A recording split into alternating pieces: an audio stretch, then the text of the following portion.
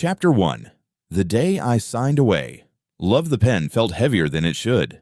My hand shook as I held it above the paper, but I forced myself to steady it. Across from me, she sat still, her face calm. Too calm. My wife. No, soon to be my ex-wife. The woman I once thought I couldn't live without. Her eyes didn't look at me. They were fixed on the table, on the stack of papers between us. "Mr. Hahn," the lawyer said softly, tapping the page, "all that's left is your signature." I swallowed hard. My throat was dry. I could hear my heartbeat pounding inside my ears. She finally looked up, and for the briefest second, our eyes met. There was no anger, no sadness, not even regret, just emptiness.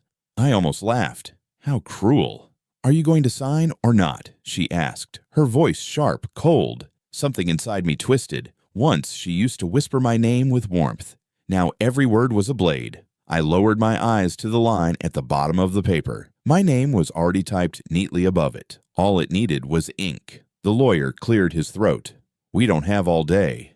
"Fine," I muttered. I pressed the pen down and signed quickly, almost too quickly. The scratch of ink on paper felt like thunder in the quiet room. The lawyer took the papers and nodded. "It's done," just like that. Years of love, years of promises, reduced to a single stroke of a pen. I leaned back in my chair, exhaling slowly. My chest felt strangely light, but also hollow. She stood up without looking at me. She gathered her purse, straightened her coat, and walked to the door. "Wait," I heard myself say. She froze, her hand on the handle. I wanted to ask her why it came to this, why she looked at me like a stranger now, why I wasn't enough. But when she turned her head slightly, I saw it, the faintest smirk on her lips. And just like that, the words died in my throat.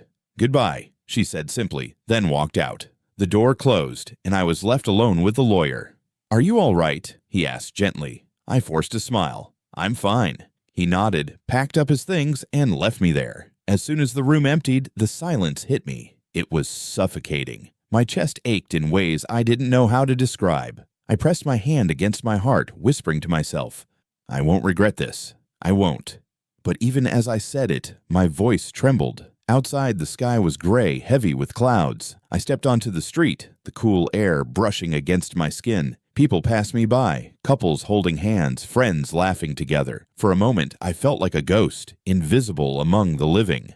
I lit a cigarette, even though I had quit years ago. The smoke burned my lungs, but at least it gave me something else to feel. "She'll regret it," I muttered under my breath. Not me. But deep down, I wasn't sure who I was trying to convince, myself or the world. When I got home, the apartment felt colder than ever.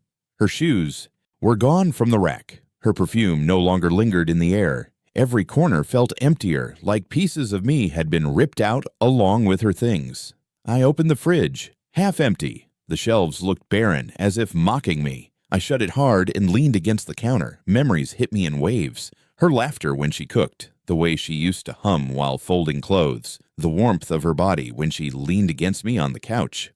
All gone.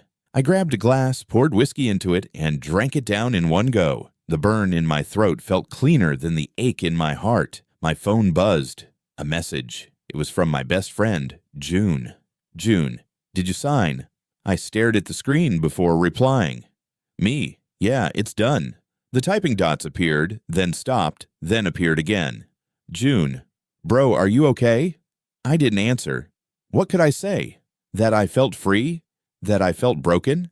That I didn't know who I was anymore?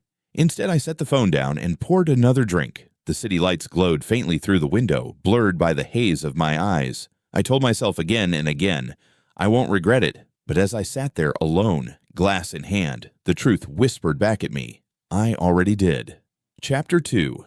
Whispers Behind My Back. The next morning, I walked into the office, and the air felt different. People looked at me, then quickly looked away. Their whispers were like knives scraping against my skin.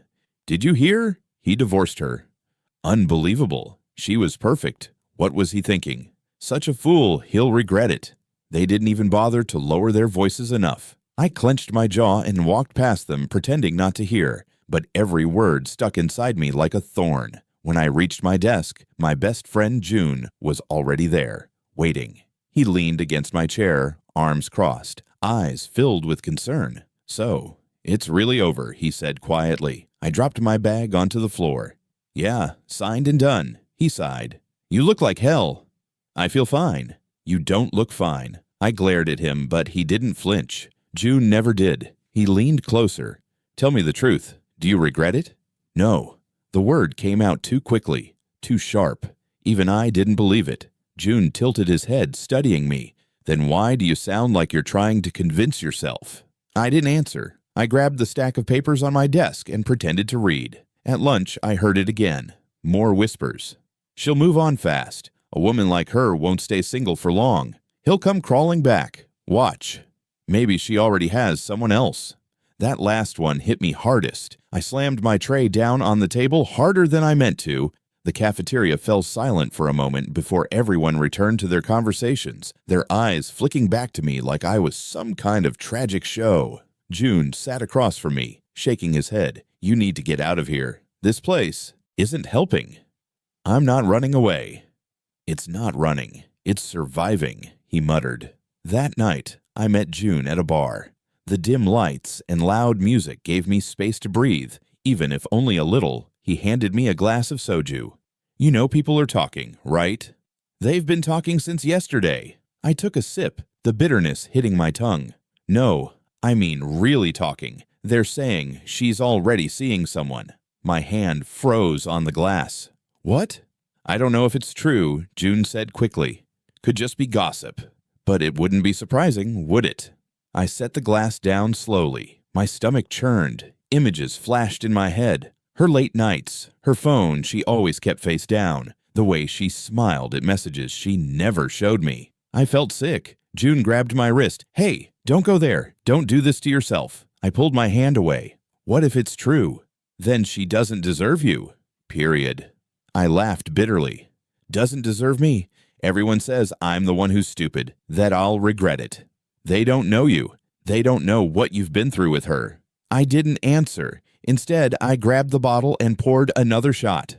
On my way home, the streets were quiet. I lit another cigarette, the smoke curling around me. Her face wouldn't leave my mind. Was there someone else?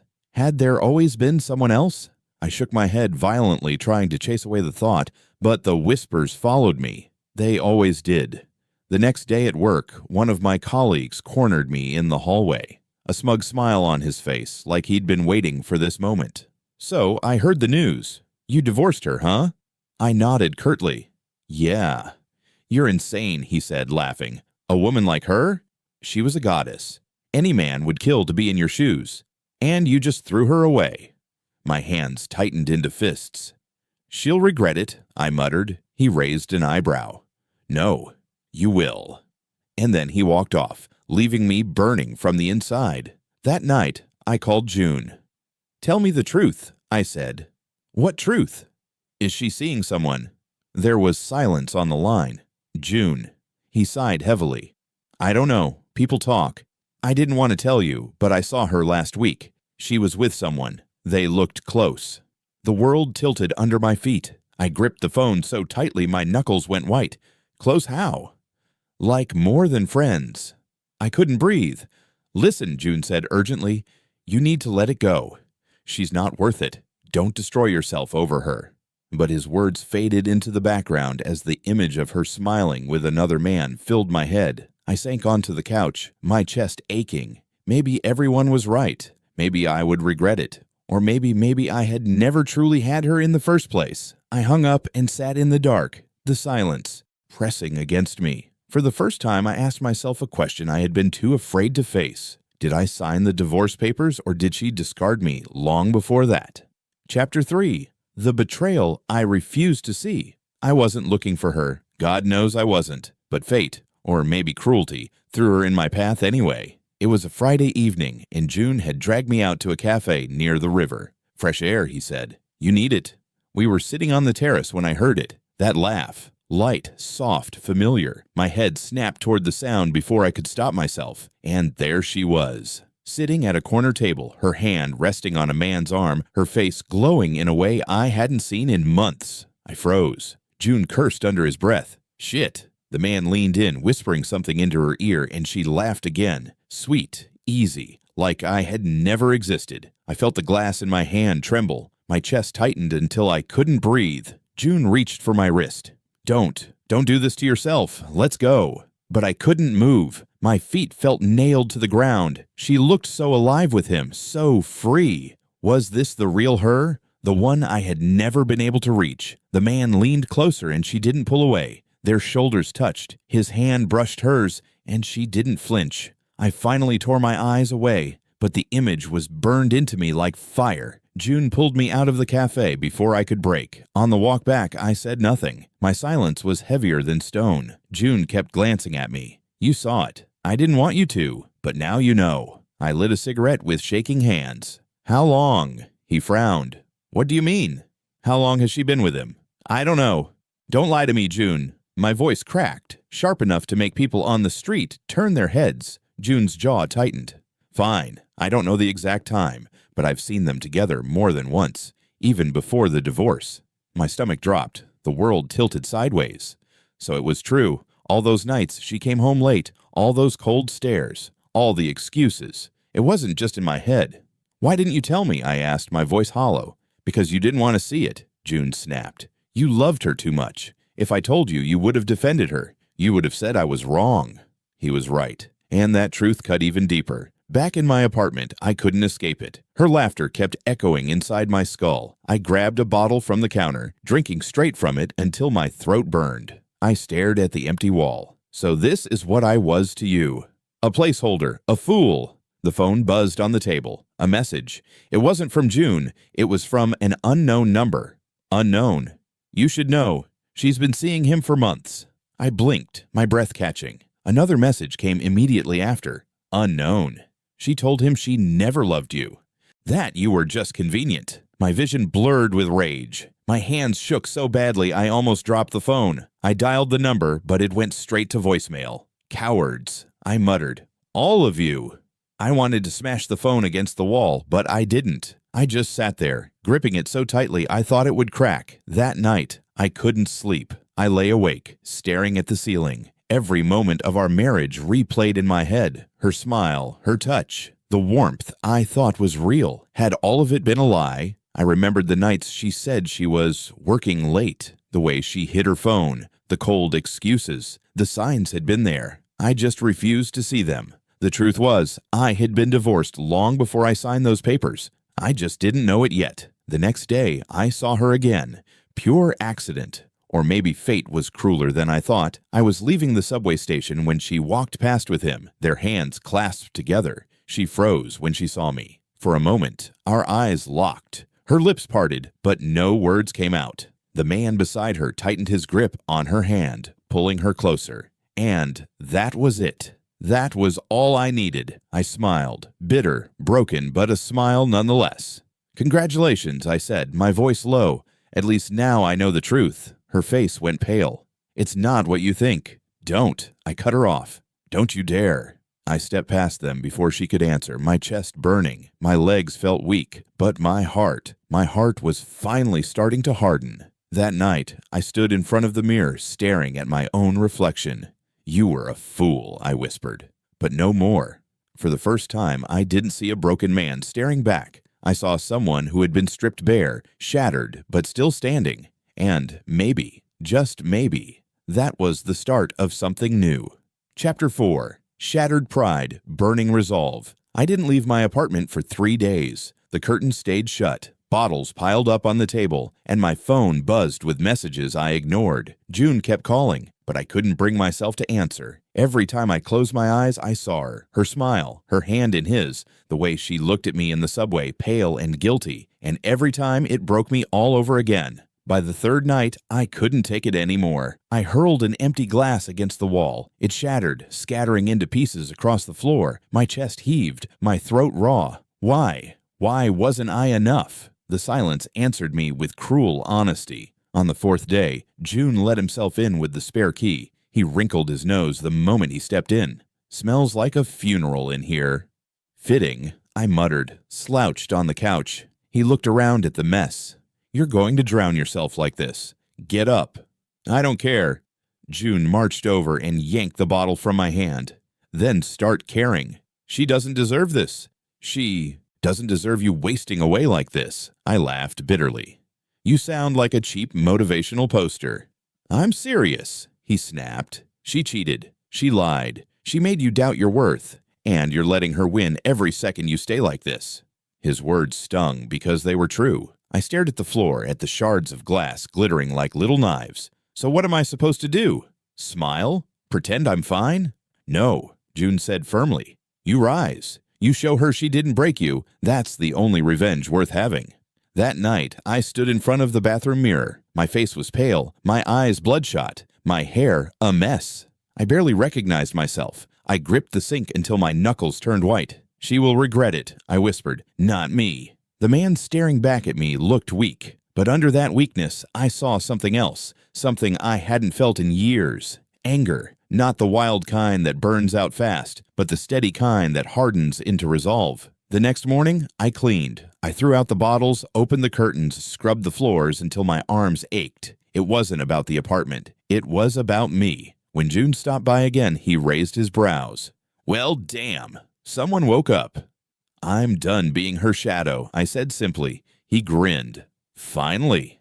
I didn't tell him that I still woke up with her face in my mind or that my chest still ached every time I remembered her laugh. That was my burden, but I refused to let it control me anymore. A week later, I met my uncle for dinner. He wasn't the warm type, never had been, but he was blunt in ways others weren't.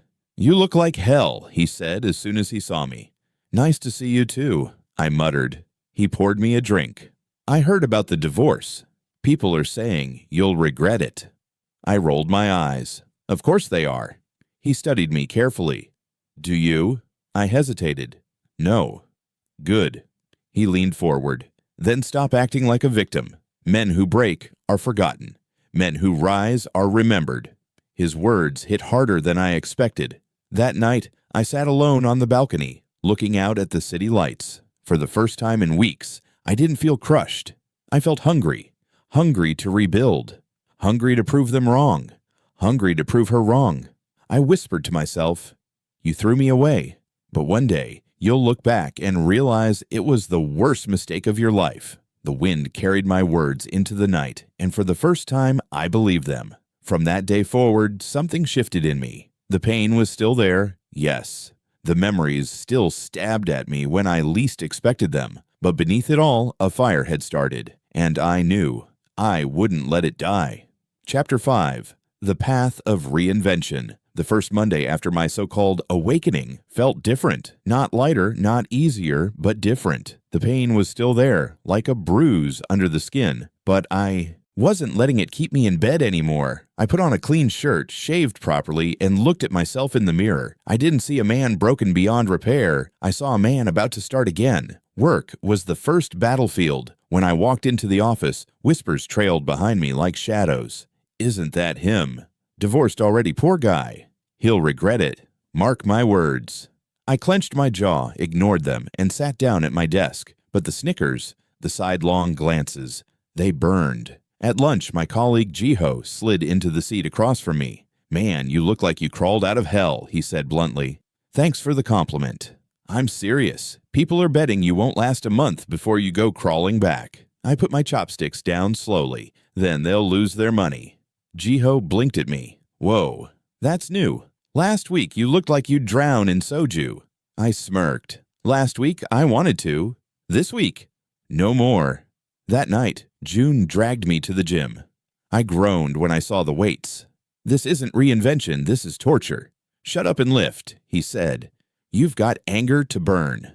He wasn't wrong. Every push, every pull, every bead of sweat. It felt like I was forcing the poison out of my system. My arms ached, my chest burned, but for the first time in weeks, I felt alive. When I collapsed on the mat, June handed me a bottle of water. See? Better than sulking.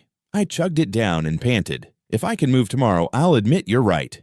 You'll thank me in a month. Days turned into a rhythm. Work, gym, late-night balcony reflections. I wasn't healed, far from it, but I was moving. And moving, I realized, was better than standing still in the ruins of my marriage. One evening, after a long run, I found myself in front of a bookstore. I hadn't gone inside in years. Something pulled me in. As I browsed, a voice said, "You look lost." I turned to see a girl around my age, stacking books on a shelf. She wore glasses, her hair tied back loosely, a smudge of ink on her fingers. "Maybe I am," I admitted. "Then pick something that helps you find yourself," she said simply, before going back to her work. Her words stuck with me. I walked out with a book on philosophy, one on entrepreneurship, and, against my better judgment, a novel about moving on from heartbreak. A week later, during another gym session, June noticed the change. "You're different," he said as I wiped sweat off my face. "Different how?" "You're not wallowing anymore. You've got this fire, like you're planning something." I smirked. "Maybe I am." He raised a brow. "Care to share?" "Not yet," I said, tossing the towel over my shoulder. "But soon." Because in truth, something had started forming in my mind. A vision. If she had shattered my pride, I'd rebuild it stronger. If people expected me to crawl back, I'd climb so high they couldn't even see me anymore. I wasn't just going to survive this. I was going to turn it into the story of my rebirth. Still, nights were the hardest. Sometimes I woke up from dreams where she was still mine, laughing, holding my hand, whispering promises, and then reality would hit like a knife. One night, unable to sleep, I found myself scrolling through my phone. Her name popped up in old messages, old photos. My finger hovered over delete. I couldn't. Not yet. Instead, I whispered into the dark, "One day I won't need you haunting me." And with that promise, I slept. The next weekend, I ran into her. It was in the city square. She was with him. I froze when I saw them. Her laugh, his arm around her shoulders. My chest tightened, but this time I didn't look away. She spotted me. For a split second, her smile faltered. Her eyes widened like she hadn't expected me to be standing tall, clean, determined. I gave her the faintest nod, then walked past without a word. No tears, no begging, no regret. For the first time, I felt like I had the upper hand, and in that moment, I knew my path of reinvention had only just begun. Chapter 6. Crossing Paths. Again. The first time I saw her again, it was a chance encounter. The second time, it felt like fate mocking me. I was leaving the office late, my jacket slung over my arm when I spotted her across the street. She wasn't alone. He was there, of course, always by her side, but something about her expression struck me. She wasn't laughing like before. She looked tired, worn. I should have kept walking, but instead, I stood there until her eyes found mine. She froze. "You," she whispered, almost too softly to hear. I smirked. "Still remember me?" Her companion frowned. "Do you know him?" She hesitated. That pause, longer than it should have been, was enough to bruise his pride. "Yes," she said quickly. "He's no one." No one. The words sliced through me, but I didn't flinch. Instead, I gave a short laugh. "No one, huh? Funny, considering I used to be your everything." Her face drained of color. "Don't." I stepped closer, just enough so she could hear me clearly. "Relax, I'm not here to beg. That chapter is over." Her man tugged her arm. "Let's go." But she lingered, just for a second. Her eyes flicked over me, searching for something. Weakness? Regret? Desperation? She found none. Later that night, my phone buzzed. An unknown number, one message, "We need to talk." I stared at the screen, my pulse quickening. It couldn't be. I typed back, "Wrong number," but the reply came fast. "You know it's me." My hands trembled, but not with longing. This time, it was anger. After all the humiliation, all the whispers, she was the one reaching out. I shoved the phone into my pocket. I wasn't going to answer, not tonight. The next day, Jiho cornered me at lunch. "Hey," he whispered, glancing around. "Rumor mill's buzzing again." I sighed. "What now?" "Your ex. Word is things aren't as perfect as they looked. People are saying her new guy's already showing cracks." I blinked, trying to hide the satisfaction bubbling in my chest. "Not my problem." Jiho smirked. "Doesn't mean it's not sweet to hear, though." I gave a small laugh. "Maybe, but I'm not wasting my time watching their downfall. I've got my own climb." That evening, she called. Not text, not message. An actual call. Her name lit up my screen like a ghost from the past. For a long moment, I just stared at it. My thumb hovered. Finally, I swiped. "Why are you calling me?" I asked flatly. Her voice cracked. "Because I don't know who else to talk to. I almost laughed. You left me for him, remember? Shouldn't he be your shoulder now? It's not that simple. It's exactly that simple. Silence. Then, softly, you've changed. Yes, I said. And you should have known I would. She asked to meet. Against my better judgment, I agreed. We sat across from each other in a quiet cafe. For a moment, neither of us spoke. Finally, she said, "You look better. Better than broken. Thanks." Her eyes flickered. I didn't mean, "You did," I cut in. "You thought I'd fall apart. Everyone did. Maybe you even wanted me to." She bit her lip. I didn't think you'd let go so fast." I leaned back, arms crossed. "You expected me to chase you, didn't you?" She didn't answer. Her silence was answer enough. "Why am I here?" I asked. She flinched. "Because I wanted to see you. To explain." "Explain what? That I wasn't enough? That he was better? That all our years together meant nothing once someone shinier came along?" Her eyes watered. "I never stopped caring about you." I almost laughed in her face. "Then you had a strange way of showing it." Her hand trembled around her cup. "You don't understand what it was like."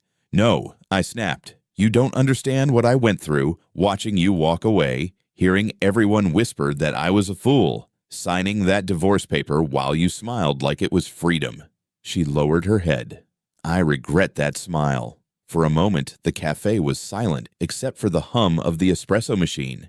And in that silence, I realized something. She could cry. She could regret. She could say every soft word she wanted. But it wouldn't matter, because I wasn't the same man anymore. When I stood to leave, she grabbed my wrist. "Wait." I looked down at her hand, then at her tear-filled eyes. "Do you hate me?" she whispered. I pulled my wrist free. "No, hate takes too much energy. I just don't need you anymore." Her lips trembled. She looked like she wanted to speak, but the words died in her throat. I walked out without looking back, and for the first time since our divorce, I felt free. Chapter 7. The Taste of Karma. News travels faster than truth. By the end of the week, the whispers had reached even me. Her new man wasn't so perfect after all. At the office, Ji-ho leaned over my desk with that smirk of his. Guess what I heard? I didn't even look up from my screen. Another rumor. Not a rumor, fact. Her guy, gambler, owes a mountain of debt. Apparently he's been dragging her around, asking her to cover for him. I paused, my fingers hovering over the keyboard. For a second, I felt a twinge of something. Pity maybe, but it was quickly drowned out by a wave of cold satisfaction. She made her choice, I said evenly. Ji-ho chuckled. Damn, cold as ice. I like it. Later that evening, I met June for a drink. You heard, right? He asked, raising his glass. Yeah. And? I took a slow sip. And nothing. What do you expect me to do, cheer? Throw a party? Honestly, a little, he said with a grin. I set my glass down. No, I don't need to celebrate her misery. I just need to live better than the man she left behind. He stared at me for a long moment, then nodded. You really are changing. But fate has a sick sense of humor. A few nights later, I ran into her again. Not in a cafe this time, not on a busy street. This time, it was outside the convenience store near my apartment. She was standing there alone, arms wrapped around herself, looking smaller than I remembered. When she saw me, her eyes widened. You live around here? Always did, I said coolly, walking past her. Wait, her voice cracked. Can we talk? I stopped but didn't turn. Talk about what? Your gambler? She flinched. So you heard. Everyone's heard. I finally faced her. Your perfect man wasn't so perfect after all. Surprised? Her lips trembled. I thought he was different. I let out a bitter laugh. That's what you used to say about me. She followed me when I started walking. Please, just listen. No, I said firmly. I listened when you told me I wasn't enough. I listened when you said you'd be happier without me. Now it's my turn not to listen. Tears pooled in her eyes. I made a mistake. I stopped dead in my tracks. Slowly, I turned to her. Mistake? Yes, she whispered. I thought leaving you would make me happy. But it didn't. It ruined me. For a moment, I stared at her, my chest heavy. A part of me wanted to reach out, to wipe those tears. But a stronger part, the part she created when she betrayed me, kept me rooted in place. Don't call it a mistake, I said coldly. Call it what it was, a choice. And choices have consequences. She broke down right there in the middle of the sidewalk. I regret it, she sobbed. Every day, I regret it. You were good to me, and I threw it away for someone who only wanted to use me. Please, can't we try again?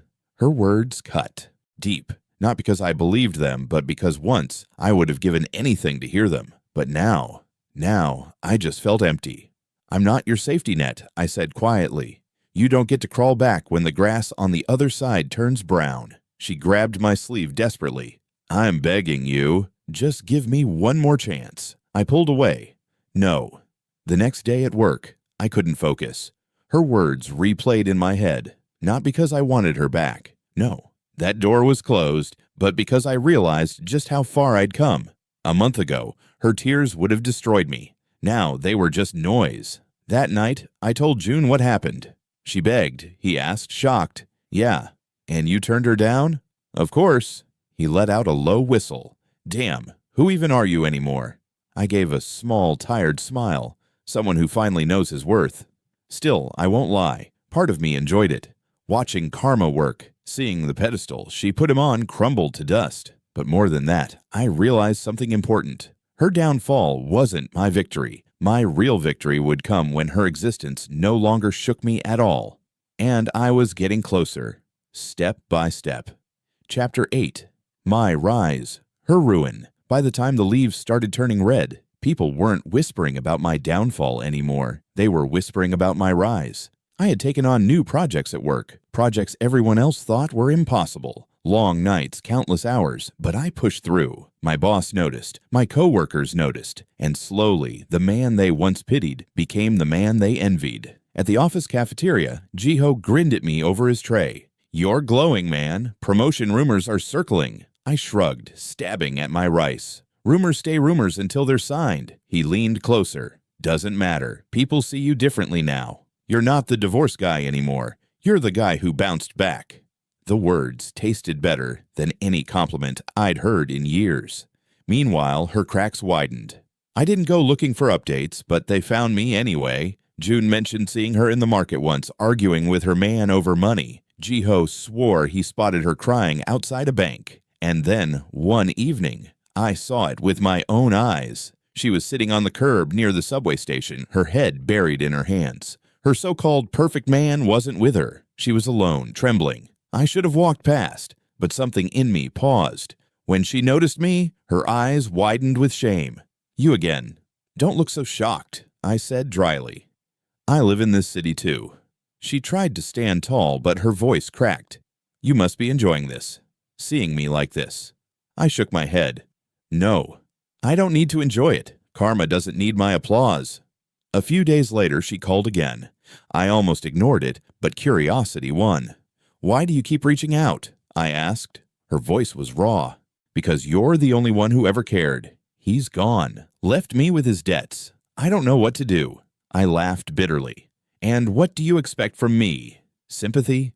No, I just wanted to hear your voice. For a moment, I said nothing. Then, that's not fair. You don't get to need me now. She started crying softly. I know I don't deserve it. Then stop calling, I said, and hung up. My hand shook after, but not with regret, with clarity. That weekend, June dragged me to a networking event. Suits, handshakes, glasses of wine I couldn't pronounce. Normally, I'd hate it, but that night, something shifted. When I introduced myself, people actually listened. When I spoke about my projects, they asked questions. For the first time, I wasn't invisible. On the balcony overlooking the city lights, June clapped me on the back. See? Told you, you're on the rise, brother. I smiled faintly. Feels strange. Strange? To succeed without her by my side. He studied me. Maybe she was the anchor, not the sail. The words hit deep. Maybe he was right. Another week passed, and the contrast between us grew sharper. I got the promotion. She lost her apartment. I was celebrated. She was pitied. And yet, when we crossed paths again, this time at the courthouse, of all places, she still tried. She was there to deal with his debts. I was there for paperwork on a business registration. When she saw me, her eyes filled with tears. You look incredible, I smirked. And you look tired. She swallowed hard. Do you hate me that much? I shook my head slowly. I don't hate you at all. That's the part you don't get. I just don't need you anymore. She stepped closer. What if I changed? What if... I cut her off with a bitter laugh. It's too late for what ifs. You made your choice. Now you live with it. Her lips trembled. And you? You're happy without me? I looked her dead in the eye. Happier than I ever was with you. When I left the courthouse, I felt lighter, not because I humiliated her, but because I finally knew she no longer had power over me. Her ruin wasn't my triumph. My triumph was standing tall while she crumbled, knowing I didn't need revenge. Life had already taken care of that. All I had to do was keep walking forward. And for the first time, the road ahead didn't look lonely. It looked full of possibility. Chapter 9. The Final Reckoning. It happened on a rainy night. Of course it did. Life loves its cruel poetry. I was walking home with an umbrella in hand when I saw her waiting by the entrance of my building. Soaked, shivering, desperate. The sight made my chest tighten, not with love, not with pity, but with something heavier. Finality. She looked up when I approached. You finally came. I frowned. What are you doing here? I needed to see you. One last time. Her voice cracked. I wanted to walk past her, but something stopped me. Maybe it was the rain. Maybe it was the ghost of the man I used to be. So I sighed and said, Fine, talk. She stepped closer, raindrops clinging to her lashes. I've lost everything. The money, the house, him. I have nothing left. And that's supposed to be my problem? Her lips trembled. No, but I thought maybe you could forgive me. Maybe you could give me another chance. I laughed bitterly. Forgive? After everything? You walked out on me like I was disposable, and now you want to crawl back because you're cold and broke. Her tears mixed with the rain. I loved you. I still do. I was stupid. Please, can't we start over? I shook my head slowly. You didn't love me. You loved the idea of winning, and when you thought someone else was a bigger prize, you left. That's not true. Don't lie to me. I cut her off sharply. Not anymore. You didn't just betray me. You broke me. You watched me drown and didn't throw a rope. Now you're the one drowning, and you expect me to save you? She sobbed openly, clutching at my arm. I'm begging you. I can change. I'll do anything. I pulled my arm free, my voice colder than the rain. No, you had your chance. You chose him. Now live with it. For a long moment, we just stood there in the storm, her crying, me staring down at the puddles forming around my shoes. Finally, she whispered, So that's it? You're really done with me? Yes, I said firmly. I was done the moment I signed that paper. Everything since then has only proved I made the right choice. She staggered back, like I'd struck her. You'll regret this, she choked. I gave her a small, humorless smile. That's what you said the day I let you go. Look around you. Who's regretting now? Her shoulders crumpled. She sank to her knees on the wet pavement, sobbing into her hands.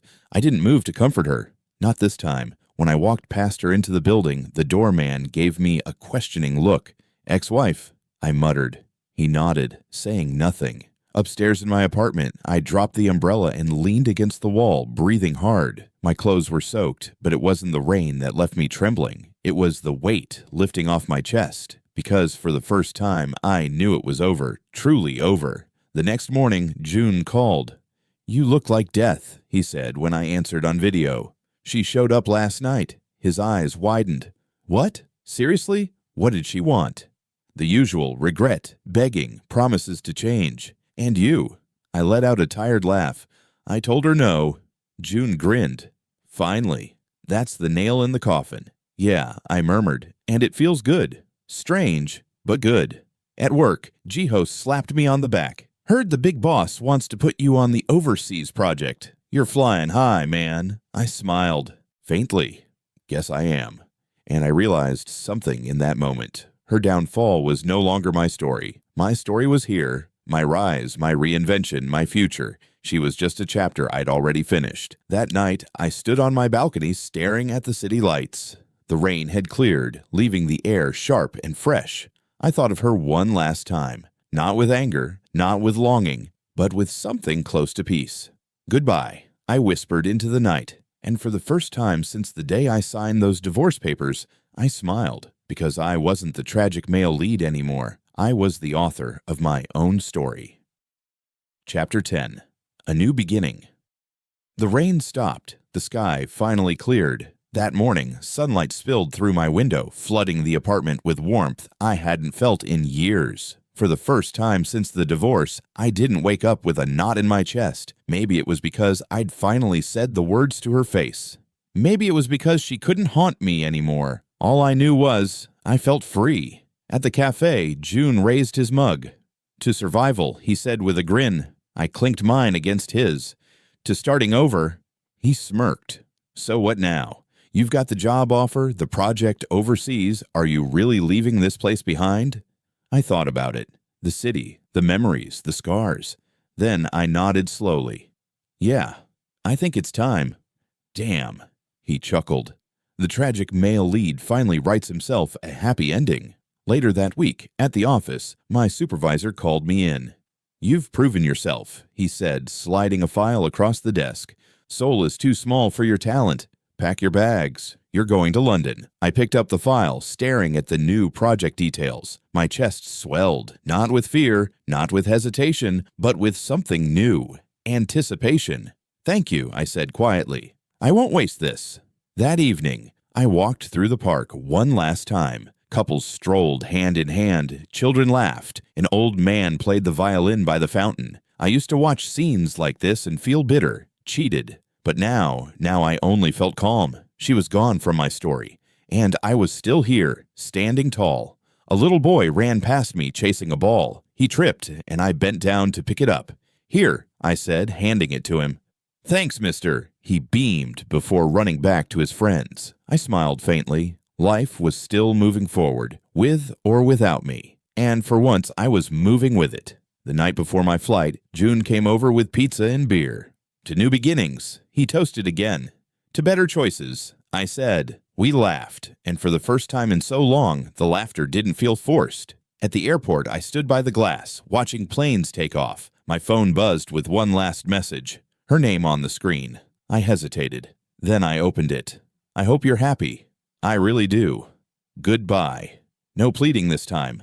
No anger. Just an ending. I stared at the words for a long moment, then typed back, goodbye. And just like that, the chapter closed. On the plane, as the engines roared, I leaned back in my seat. My reflection in the window no longer looked like a broken man, but someone reborn. The divorce papers hadn't ruined me. The betrayal hadn't defined me. Her absence hadn't destroyed me. If anything, they'd freed me. And as the plane lifted off the ground, I realized something profound. I had never regretted signing that paper.